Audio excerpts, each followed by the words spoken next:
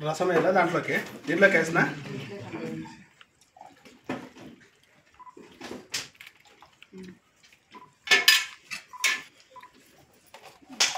బేజారుకోవద్దమ్మా బేజారుకోవద్దు బేజారుకోవద్దు నవ్వుతా మాట్లాడాలి వాళ్ళ బేజారు నీకు ఇంకొక సాంత చెప్తాను నేను ఈరోజు వీళ్ళు వస్తే మీకు అన్నం పెడతాను అంతే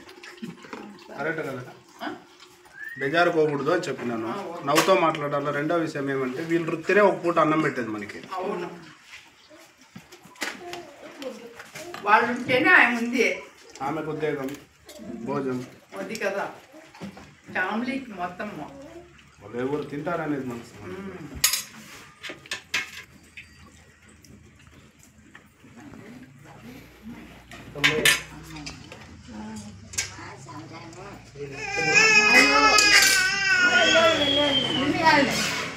అందరు తీసుకుంటారు